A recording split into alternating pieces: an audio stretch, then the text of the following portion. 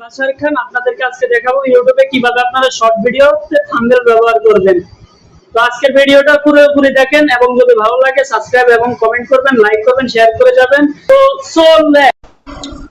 তাহলে প্রথমে আপনি আপনার ইউটিউব যে অপশনটা আছে ওই অপশনটাতে যাবেন, ইউটিউবে যাবেন, তারপরে এই যে প্লাস আইকনে গ্যালারিতে যাবেন। গ্যালারিতে যে আপনার একটা ভিডিও সিলেক্ট করবেন।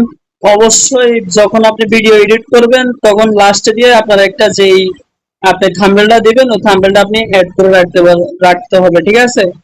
এই যে দেখেন, অবশ্যই আমি আপনাকে দেখাচ্ছি যে আমার যে দেখেন বান্দরের এই যে দেখেন আমি এই থাম্বনেলটা ব্যবহার করব। দেখেন বান্দরের সাথে কি মজা লাস্টে আমি এডিট করে দিয়ে দিয়েছি, ঠিক আছে?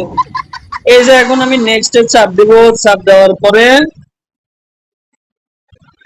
যখন ভিডিওটা দেখেন বান্দরের সাথে কি মজা কাছাকাছি তখন এই যে এখানে যাবেন, এই যে দেখতেছেন এডিট অপশনটা, এডিট অপশনটাতে চাপ দিয়ে তারপর আপনি লাস্টে যে আপনি দিয়েছেন যে থাম্বনেলটা ওটা অ্যাড করে তারপর আপনি এখানে ওকে চাপ দিবেন।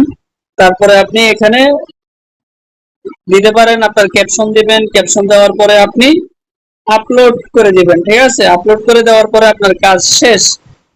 ধন্যবাদ এখন এতক্ষণ আমার ভিডিও দেখার জন্য।